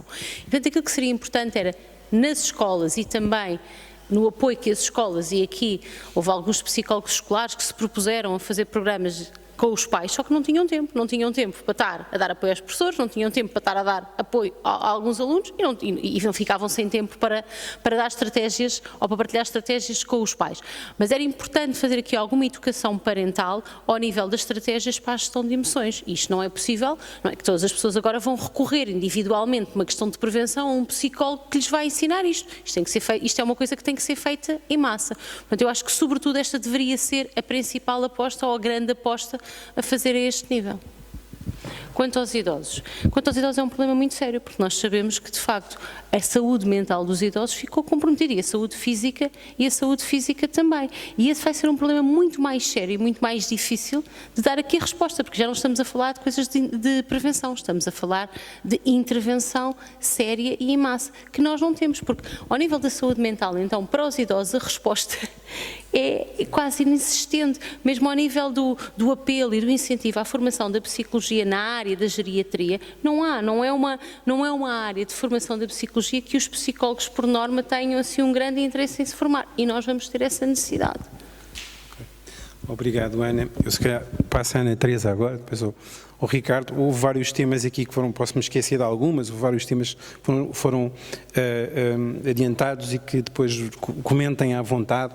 Eu recordo-me do tema da falta de resposta dos cuidados, em termos de cuidados de saúde primários, como é que se pode eventualmente atrair profissionais. Eu sei que, por exemplo, o Barreiro lança, ou aconteceu no passado, lançar concursos e não se preencherem todas as vagas. Portanto, realmente, como é que se consegue eventualmente atrair médicos para algumas zonas como o Barreiro e até, por exemplo, para zonas do interior do país? Que tipo de respostas a esse nível se conseguirá eventualmente? Depois, o que é que se passou efetivamente durante o pico da pandemia, aquilo que se puder divulgar ao nível do tratamento de outras doenças, de outras patologias, não é? Há ainda aqui uma preocupação que tem a ver com o futuro, não é? Com outras pandemias, com coisas parecidas ou ainda mais, eventualmente mais graves, se nós podemos estar minimamente sossegados e o que é que devemos fazer, como é que podemos tentar prevenir estas situações. E há uma questão também que tem a ver, no fundo, com a relação entre o público e o privado e que reações é que nós podemos eventualmente ter ou recomendar quando estivermos à beira da falência do Serviço Nacional de Saúde, efetivamente, quando estivermos mesmo à beirinha da falência do Estado Social. E, no fundo, estas são as questões que foram aqui coladas, Ana Teresa. Sim, também. E também vou começar pelos paliativos e pela hospitalização domiciliária. Obviamente que nós sabemos que a nossa rede de cuidados paliativos não dá a cobertura que deveria dar. O envelhecimento da população, com todos os quadros patológicos a ele associados, obviamente que nos obrigam a um investimento nessa área. Depois também temos outra situação, além de que os cuidados paliativos cada vez estão mais profissionalizados. Antigamente era tratar a dor e pouco mais, hoje não, temos muito mais profissionalizados. Também temos uma questão social, que é o facto das famílias cada vez serem mais pequenas, viverem em casas de dimensões mais reduzidas e terem uma instabilidade laboral que não lhes permite prestar determinado tipo de cuidados de saúde, independentemente do aspecto técnico. Quanto à hospitalização domiciliária, é uma grande aposta. Nós no Barreiro temos 2 tipos de hospitalização domiciliária. Temos a cirúrgica, que foi a primeira a ser implementada, completou 2 anos a semana passada, e temos a hospitalização domiciliária médica. Obviamente que tudo aquilo que possa contribuir para o conforto do doente, desde que reúna condições para isso, como é óbvio, é sempre favorável, até porque diminui o risco da infecção e é sempre muito melhor as pessoas estarem no conforto da sua casa, caso o tenham, também é uma das condições, e realmente é uma aposta. Aliás, porque aquele hospital clássico, com vários andares, com muitas camas, cada vez mais nós hoje estamos a caminhar para o ambulatório, não é? Até porque tecnologicamente tal é permitido. Quanto à história dos médicos, vamos ver o seguinte: desde 1976 nós temos números clausos em medicina. Portanto, é só fazer as contas. 40 e tal anos, em que, quando começaram os números clausos, tecnologicamente a medicina não tinha nada a ver com o que tem hoje. Basta dizer que uma ecografia era feita, aquilo era construída à imagem, a ressonância não havia, PET também não, ou seja, tecnologicamente nós hoje precisamos de muito mais recursos. Temos os técnicos de superiores de diagnóstico e terapêutica, eram meia dúzia deles e hoje não, quer dizer, são licenciados. Portanto, nós temos uma panóplia, não é, de cuidados de saúde que podemos prestar, que tem um grande suporte tecnológico, para os quais nós não temos recursos. Voltamos atrás, planeamento. Eu, quando abro números clausos para as faculdades, eu não posso abrir a granel, eu não posso dizer assim: olha, agora vou ali abrir 100 vagas para o técnico, vou abrir 50 para a medicina, porque medicina tem que ter notas muito altas. Não, eu tenho que olhar para o país e tenho que pensar assim: qual é o país que eu tenho? Como é que é a minha indústria? Como é que é? Eu preciso de quantos engenheiros daqui a 10 anos? Eu preciso de quantos médicos? Eu preciso de quantos enfermeiros? Preciso de quantos técnicos superiores de diagnóstico na área da imagiologia? Portanto, eu tenho que fazer uma programação. Não é fazer números clausos a granel, porque também é uma das razões de nós termos chegado onde chegamos. E pior, porque agora, como os recursos são menores, são mais escassos, e eu, inclusivamente, eu tenho que formar especialistas no público, e como tenho menos médicos, tem rácios. Eu não posso ter 5 internos ao mesmo tempo. Portanto, tenho rácios, o que é que acontece? Eu formo menos especialistas. Isto é um bocadinho pescadinha de rabo na boca, não é? Nós estamos a ser um bocadinho vítimas de nós próprios, do não planeamento que dura há décadas. E aí nós também temos responsabilidade. Portanto, é uma situação. Agora, neste momento, é a fuga para os privados. É muito simples. É criar condições. Eu não posso, vamos lá ver. Eu não posso pedir a uma pessoa que está no início de carreira, que me ganha 1000 e tal euros, como é que tem dinheiro para comprar uma casa? Quer dizer, como é que faz? É um bocadinho como dizia a Júlia há bocado: ou vai para a casa da família, ou vai porque senão, quer dizer, como é que é? E depois, na área da medicina, nós sabemos que os congressos, embora possam ser patrocinados pela indústria farmacêutica, os livros não são. E os livros em medicina são muito caros. Portanto, quer dizer, temos aqui assim uma história dos vencimentos que realmente não correspondem. Portanto, o que é que podem fazer as autarquias? Era aquilo, criar incentivos, e são os incentivos. O primeiro grande incentivo será, como é óbvio, a habitação. É primordial. É primordial. Porque é que as pessoas fazem? Muitas pessoas que vêm trabalhar para os hospitais acabam por alugar casas, 3 ou 4 na mesma casa, ou então vão para a casa de familiares. Quer dizer, isto não é solução. Não é solução uma pessoa fazer não sei quantos anos de curso, não sei quantos anos de especialidade, e depois estar a pensar agora como é que eu vou viver. Como é que vou viver? Como é que me vou diferenciar? Quer dizer, isso também não é solução. E eu estou de acordo com o Ricardo. Quer dizer, as pessoas têm que ser bem tratadas e têm que ser bem pagas. Senão nós não vamos. Porque é que as pessoas imigram? E porque é que depois nós temos enfermeiros aqui que imigram, normalmente para o Reino Unido. Aquilo é uma maravilha. Ao fim de 6 meses estão a esfiar serviços. São bons. Portanto, não estavam. Ainda por cima são imigrantes, portanto, não estavam de certeza a esfiar serviços se não fossem bons. E quem diz enfermeiros, diz nas outras áreas da medicina. Ou como temos engenheiros que vão para a Alemanha, não é? Que os alemães estão à porta do técnico a ver quem é que querem levar. Portanto, vamos voltar ao princípio, não é? Tem que se cortar. Há aqui um elo que tem que ser cortado. Enquanto não for cortado, também não vamos ter grande recuperação, é a minha opinião.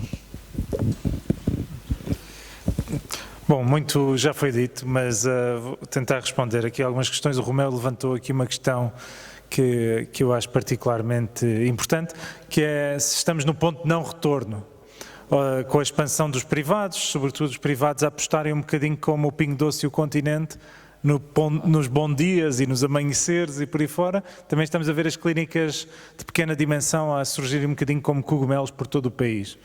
E é evidente que, enfim, o setor privado ocupa o espaço que o Estado não responde. E, portanto, numa resposta que o Estado deveria responder constitucionalmente, na ausência dessa resposta, os privados abrem-se. Se não houvesse mercado, os estudos de mercado indicariam que não valeria a pena investir e muitos destes grupos privados são alavancados em investimento a crédito e, portanto, não haveria entidades a darem crédito para investimentos desta natureza se não houvesse um retorno sobre esse investimento previsto. E, portanto, o que é que isto nos leva a pensar? Que, de facto, temos que mudar o paradigma e a forma de olhar para o sistema. Primeira coisa, a entidade reguladora de saúde em Portugal apenas regula o setor privado. Não sei se tem essa noção. Nós temos uma entidade reguladora que só olha para o privado. As regras que nós exigimos ao privado não são as mesmas regras que nós exigimos ao público. Nós medimos um conjunto de indicadores no privado que não medimos no público. Temos que passar a ter uma entidade reguladora que olhe para o sistema como um todo. Segundo, como eu disse há pouco, acabem-se com as administrações regionais de saúde, passemos a gerir um país com base em unidades locais de saúde. Cada unidade local de saúde tem que ter autonomia e um orçamento plurianual para gerir em função de resultados em saúde daquela população. Nós temos um bottom line. Nós queremos que a população fique mais saudável e indicadores para o medir. E, portanto, vamos dar as ferramentas para que aqueles gestores de saúde naquele território façam o que é preciso. Há partes do território onde não há oferta privada. Aí o Estado tem que investir. Há outras partes do território onde há respostas a duplicar. Então vamos olhar para aquilo que existe e fazer as parcerias. Se existe uma misericórdia, se existe uma IPSS, se existe um privado, faça-se a parceria. Porque é que vamos duplicar o mesmo serviço? Mas quem fala na saúde fala na educação. Eu durante a última campanha eleitoral, vi uma pequena vila que tinha uma escola, que tinha uma parceria privada, que tinha uma parceria com o Estado, que funcionava lindamente, e o Estado decidiu construir uma escola ao lado. Uma pequena vila, destruindo por completo o negócio daquela escola. E a pessoa pergunta porquê? Vai poupar dinheiro? Não, fica mais caro. Vai melhorar a qualidade? Era uma das melhores escolas da área metropolitana de Lisboa nos rankings. E, portanto, nós temos de ser sensatos, utilizar os bons princípios da gestão. Os princípios da famosa nova administração pública nunca se aplicaram na realidade e, portanto, temos que mudar. E isso implica quem gera a unidade local de saúde passa a gerir o sistema como um todo. Foi falado aqui sobre o exemplo de que os hospitais empurram a responsabilidade para o centro de saúde e vice-versa, porque andamos de costas voltadas. Se houver quem seja responsável pela gestão de saúde num território, se no centro de saúde não estiver a responder bem, os doentes inevitavelmente vão aparecer no serviço de urgência. A responsabilidade é do mesmo. Enquanto que no centro de saúde, se a minha responsabilidade é só o centro de saúde, se o doente não aparecer, eu até agradeço. O problema é lá com o administrador do hospital. É esta a lógica que reina. E depois, eu percebo, é uma enorme frustração, porque nós vemos doentes que não precisam de ir a um serviço de urgência tão diferenciado num hospital, porque têm problemas de saúde, deveriam ser respondidos no centro de saúde. Mas digam lá ao doente que vai ao hospital, ao serviço de urgência às 2 da manhã e que lhe dão a tira verde, porque é que ele foi para o hospital? É porque está doente e não tem outra resposta. Se não existe outra resposta, vai para o hospital. E, portanto, nós não podemos, nós temos que perceber, se o doente está a responder desta forma, é porque o sistema o está a empurrar nesse sentido. Se nós temos doentes que vão recorrentemente, todas as semanas, ao hospital, é porque estão a descompensar constantemente uma doença crónica. É porque são doentes que provavelmente precisariam de um cuidado mais próximo. Deveria haver gestores de doentes para estes doentes com multimorbilidade, para garantir que estes doentes fazem a medicação, que têm tudo o que precisam em casa. O que acontece muitas vezes é que todos nós conhecemos nos serviços de urgência, o Zé e a Maria, que aparecem todas as semanas com uma descompensação da Sul para o fim, para depois, juntamente com a nossa representante aqui das francesas, para falar sobre a pandemia. A Júlia falava na questão de oferecer as casas aos médicos para atrair, e foi aqui também abordado. Mas no final do dia, peço, independentemente da área em que trabalhem, imaginem isto assim. Há um setor que precisa de profissionais com uma determinada capacitação. E portanto, há aqui uma questão de mercado. Como é que vocês querem atrair essas pessoas para esse mercado? É perguntando-lhes o que é que querem. Ninguém fala com os médicos. Ninguém fala com os enfermeiros. Fazem-se concursos há mais de uma década que ficam todos vazios. Inventando uns incentivos, claramente não funcionam. E porquê é que se faz isto? Porque politicamente o que interessa é dizer, faltam médicos no Barreiro. E a Ministra da Saúde veio ao Parlamento e disse, mas já abrimos um concurso para mais 100 médicos. Passados 6 meses o concurso fica vazio, mas não interessa. A população que espera. Se o objetivo é resolver o problema da falta de profissionais, então falemos com os profissionais, falemos com os sindicatos, falemos com as ordens profissionais. Não acham estranho que Portugal tenha sido o único país do mundo onde a Ministra da Saúde, durante os 2 anos de pandemia, se tenha recusado a reunir com as ordens profissionais da saúde, se tenha recusado a reunir com as associações do setor, que se tenha recusado a reunir com os sindicatos? Eu acho isto um enorme desrespeito. Eu acho que é algo que nos deve fazer revoltar. Nos deve fazer refletir a quem é que serve quem está no governo hoje. Mas foi também aqui falado na questão dos dados em saúde e que foi levantada aqui a questão que muitas vezes olhamos para os dados onde é que as pessoas estão inscritas. Claramente nós não podemos olhar assim. Não, o que nos interessa é onde é que as pessoas vivem. E os dados têm que ser cada vez mais georreferenciados em função da zona de residência e não em função do local de inscrição no SNS. Porque muitas vezes não há uma concordância. Os suecos resolveram isto porque passaram a usar o número, aquilo que é o nosso número do cartão de cidadão, para acompanhar cada cidadão individualmente e têm dados detalhados sobre cada cidadão. O que permite depois compreender variações, por exemplo, face à taxa padrão em relação às doenças e por aí fora, detectando precocemente fenómenos epidemiológicos para perceber que se há fenómenos no ambiente que estejam a condicionar má saúde. Sem termos uma capacidade analítica a este nível dos dados em saúde, não vamos conseguir ultrapassar os problemas que estamos a viver. Depois foi a jovem que trabalha na CUF, que veio aqui, trouxe também a questão. Já falei sobre as parcerias, mas traz outra questão sobre o envelhecimento, foi já respondido em parte e eu subscrevo. Mas eu diria mais, nós temos de acabar com esta parede que existe entre a saúde e a segurança social. Eu pessoalmente defendo que o Ministério da Segurança Social devia ser partido em 2. Aquilo que é trabalho, lidar com sindicatos, direito laboral, reformas e pensões, merece um Ministério. Já é trabalho que chega. Tudo o que é assistencialismo, ligado à segurança social, deveria estar sob o mesmo chapéu da saúde. Aliás, o PSD defendeu a criação do Ministério de Saúde e Bem-Estar. Faz algum sentido que os cuidados continuados, metade seja pago pela saúde e metade pela segurança social? Vejam-se, vou-vos dar este exemplo só para perceberem a gravidade daquilo que se passa hoje. Cerca de 1000 camas, a certa altura na pandemia, estavam ocupadas nos hospitais por pessoas que não tinham problema de saúde que exigisse hospitalização. Eram chamadas camas sociais. No fundo eram doentes com alta clínica, mas que estavam internados porque não tinham para onde ir. Do ponto de vista social. Do ponto de vista da segurança social, a motivação era 0 para tirar as pessoas dos hospitais. Porquê? Quem paga a conta era o hospital.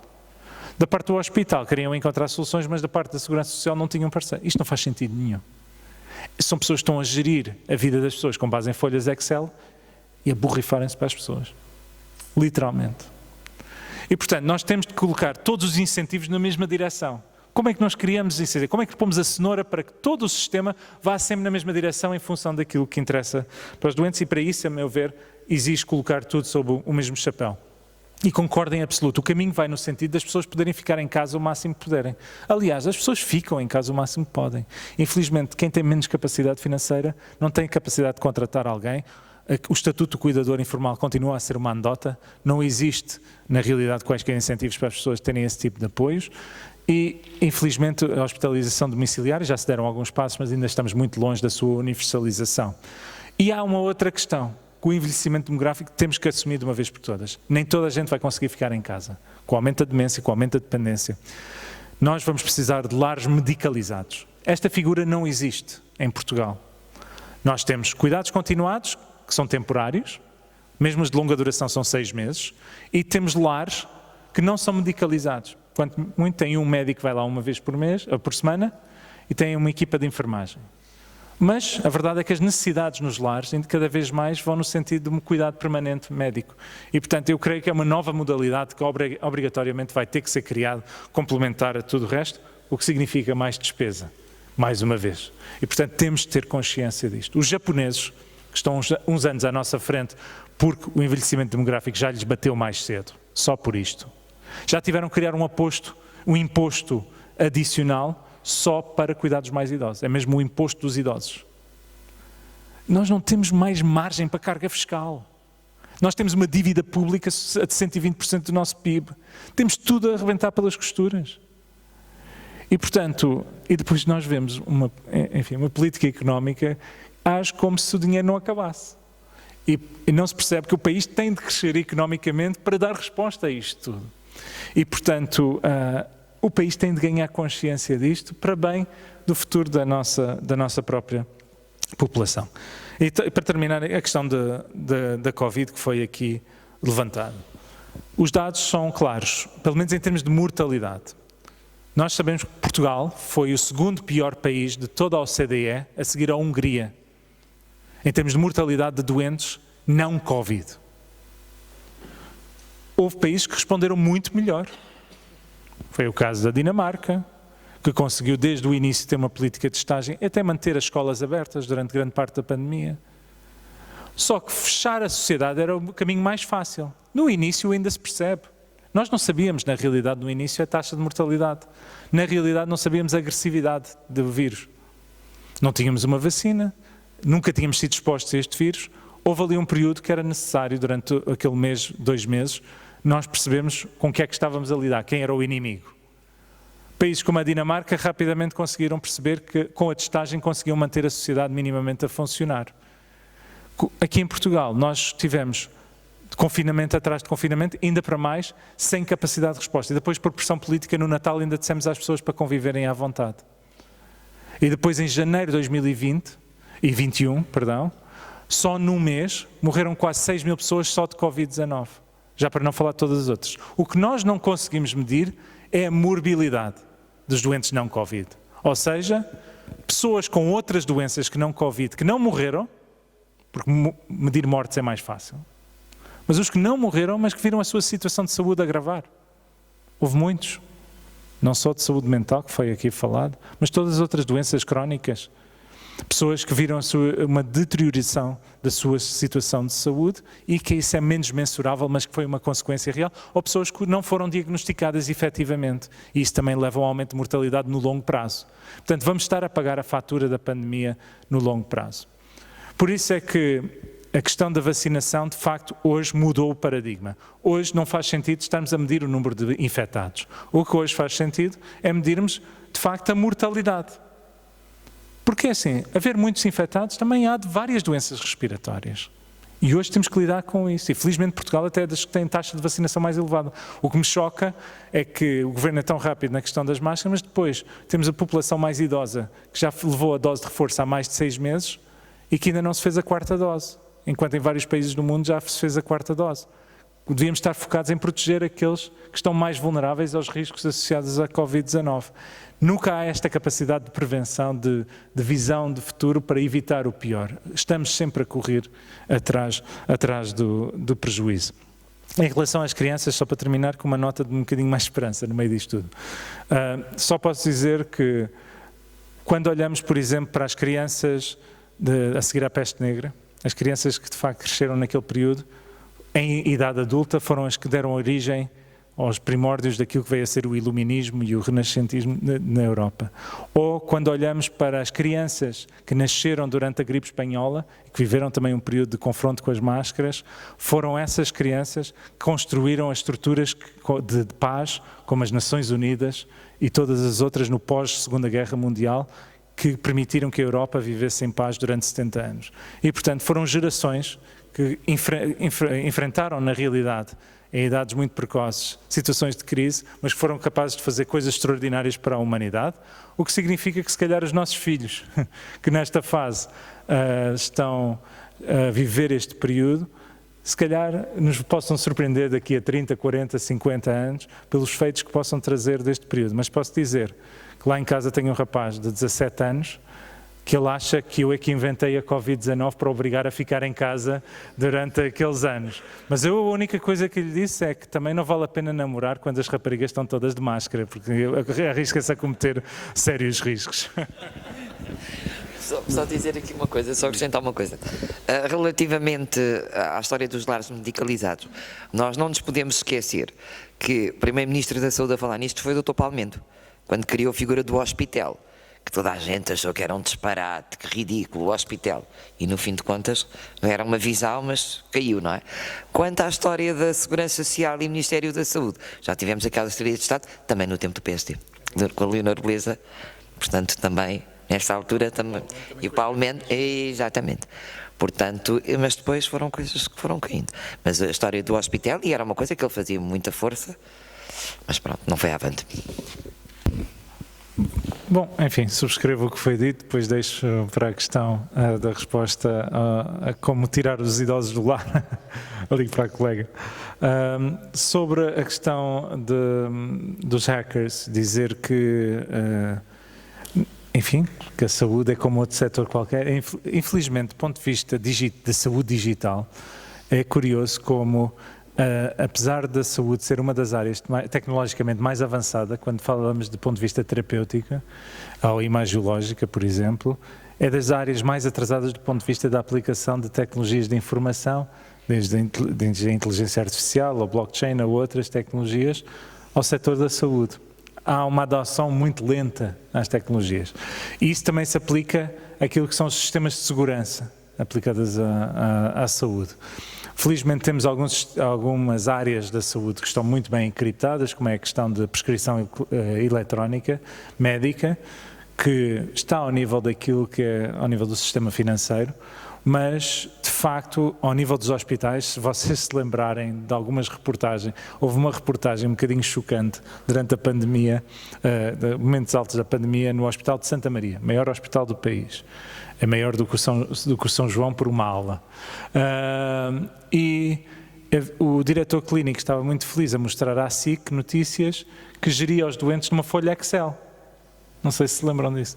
E, portanto, do ponto de vista de segurança, aquilo era de facto um bocadinho surreal, no mínimo. E, portanto, não me surpreende. E ainda por mais, estamos a falar de dados sensíveis. E de uma vez por todas, eu espero que quem é responsável por esta área no Ministério da Saúde compreenda que tem que levar a segurança a sério. E houve mesmo momentos em que o SNS 24, às vezes as pessoas não se aperceberam, o SNS 24 e alguns hospitais deixaram de funcionar também por falhas informáticas e por invasões de terceiros, chamados hackers. E, portanto, este é um problema real com o qual vamos estando cada vez mais confrontados neste mundo digital e, portanto, sendo uma área de dados sensíveis e sendo uma área onde queremos cada vez mais tecnologias de informação, a parte da segurança tem que acompanhar. Sobre as hepatites virais, de facto ninguém sabe a origem. O que nós sabemos é que não tem nada a ver com a vacinação.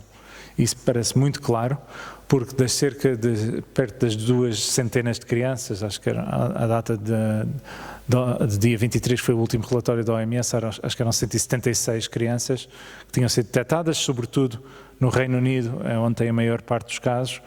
Até hoje, até essa data, a vasta maioria das crianças nem sequer tinham sido vacinadas, tendo menos de 5 anos de idade. E, portanto, vacinação não será. Algumas, cerca de 70 dessas crianças tinham-se conseguido detectar um outro vírus que é relativamente frequente, respiratório, que é o adenovírus. Algumas tinham a Covid-19. Não se consegue afirmar qual é a origem. A única coisa que sabemos é que não é nenhuma dos vírus que tipicamente causam hepatites, nem A, B, C, D, E. Não é nenhuma dessas, pelo menos não era detectável em nenhuma destas crianças. Também parece que não é de causa medicamentosa, que é uma outra potencial causa das hepatites. Vamos continuar a monitorizar. Há uma coisa também importante, é que não parece ser transmitida, que também podia ser pela água ou os alimentos. E isso podia ser um fator de risco ambiental e de saúde pública que não parece ser. Portanto, neste momento estamos numa fase de vigilância, é preciso também acalmar os pais. Estamos a falar em toda a escala global menos de 200 de crianças, portanto, vamos pôr as coisas na sua dimensão, na sua proporção. Posso-vos dizer que já recebi N mensagens anónimas nas redes sociais só por causa disto. De facto, as pessoas estão muito alarmadas. Temos que respirar fundo, analisar os dados e agir em conformidade. Eu creio que depois destes 2 anos de pandemia, tudo o que estamos a sentir é que eu acho que todos precisamos do nosso psicólogo particular, porque de facto temos os nervos à flor da pele. Mas enfim, temos de confiar também nas instituições e felizmente temos bons profissionais em Portugal. Enfim, os políticos às vezes não estão à altura, mas cá estamos nós para pôr a pressão. Então, Ora, relativamente ao ataque informático, pronto, é o que foi dito. Nós temos uns sistemas de informação, não sei até que ponto é que existe uma proteção, mas a SPMS, os Serviços Partilhados do Ministério da Saúde, penso que serão eles que terão que dar alguma resposta, porque realmente se o sistema é muito semelhante, quer dizer, se fizeram ali, podem fazer noutro hospital qualquer, porque o sistema é igual, portanto, não sei realmente como é que a situação ficou. Relativamente à situação de hepatite, nós não nos podemos esquecer que o Reino Unido, em termos epidemiológicos, dá cartas, não é? E é sempre aquela história, são sempre os primeiros a aparecer com os números e fica tudo sempre muito assustado. Por exemplo, nós também tivemos aí assim a questão das crianças, de um aumento de incidência com o vírus sincicial respiratório e não houve este pandemónio, os números foram muito superiores. Portanto, vamos esperar ver o que é que sucede. Qual era a outra pergunta? Já não me lembro. Eu vim para a Ana. É isso. Então está, obrigadíssima, Beatriz. Ana. Então, começando pelos lares. A questão dos idosos é mesmo uma questão muito complexa. Nós fomos todos, de alguma forma, cúmplices da política do medo a determinada altura, porque se é verdade que numa fase inicial ninguém sabia muito bem o que era isto, nós mantivemos um discurso de medo, que hoje ainda se mantém. Isto também vai um bocadinho ao encontro das tais ditas bolhas nas escolas que o Paulo estava a falar. Neste momento, aquilo que nós temos que voltar a restabelecer com os idosos, isto não é uma coisa que se faça do dia para o outro, é a segurança. Não nos podemos esquecer que durante uma fase inicial dissemos que o vírus passava pelo ar e, portanto, as pessoas acreditaram nisso e algumas ainda acreditam nisso. Algumas ainda não se sentem suficientemente seguras. E quando é transmitida informação em massa e quando essa informação ora usa máscara, agora não usa máscara e porque é que ontem usava e agora não usa, as pessoas desconfiam, acham que não lhes estão a dizer tudo, acham que é inseguro. E por isso resguardam-se e protegem-se. Quanto às sanções, eu vou-lhes chamar assim, porque eu acho que foi isso que os idosos, principalmente os que estavam nos lares, sentiram. Claro que eles não querem ainda estar mais fechados do que aquilo que sentem que já têm que estar. E, portanto, se ir ao hospital e se ter um cuidado de saúde representa ficarem num quarto não sei quantos dias sozinhos, eles vão fazer opções. E, portanto, aquilo que nós temos que trabalhar agora novamente, e os lares têm muito esse papel, é voltar a criar segurança. E criar segurança é também explicar às pessoas, é perceber quais é que são as dúvidas delas, o que é que elas têm como certo, o que é que elas apreenderam de tudo isto, toda esta informação que foi dada sobre a pandemia e sobre os cuidados de prevenção que eram necessários, e explicar aquilo que não ficou bem entendido e restabelecer a segurança. Portanto, no fundo tem que ir por aqui, não há muito mais a fazer, não é? Não sei se tem psicólogo na casa ou não, mas é ir por aqui e eventualmente sentir que isso é uma questão que está a afetar muitos utentes, tem que falar com o centro de saúde, para o centro de saúde se calhar até ser o psicólogo do centro de saúde ir lá e tentar perceber e até uma intervenção em grupo, porque não? As bolhas. O ataque informático eu vou guardar para amanhã para a crónica criminal, está bem? Não estou aqui para comentar crime. As bolhas. As bolhas, estamos a falar do facto dos alunos só se poderem andar com os alunos da turma, é isso? Pronto, isso agora terminou. Mas isso é uma questão de colisão de direitos, não é? O direito à saúde. A questão é que as crianças e todas estas políticas que também não foram muito bem explicadas muitas vezes às crianças e as opções que foram tidas numas escolas e depois não são tidas noutras e nós também depois não percebemos porque é que numas escolas são tidas e noutras não são tidas porque não houve uma orientação mais nacional a alguns níveis, não é?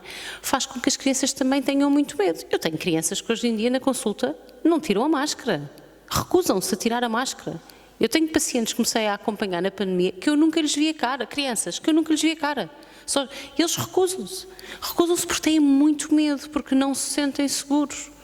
E, portanto, obviamente isto vai ter impacto na ansiedade. E quando a escola acaba por não conseguir equilibrar entre as medidas necessárias e explicar essas medidas necessárias e a segurança e a tranquilidade das crianças, está obviamente a pôr em causa, ou a poder pôr em risco pelo menos, a saúde mental das crianças. E, portanto, tem que haver aqui um equilíbrio, nem que seja uma explicação clara. E muitas vezes, quando nós tentamos perceber porque é que as escolas tomaram determinadas medidas individuais, quando procuramos alguma explicação mais clara, também não nos sabem dar. E isto é um problema. Muito obrigado. Eu penso que vamos concluir. Vou pedir ali ao Luís Tavares Bravo para encerrar a sessão. O anfitrião não, vou-te pedir para encerrares a sessão. Da minha parte, agradecer a honra que foi estar aqui convosco e ter aprendido imenso convosco. Muito obrigado. Luís.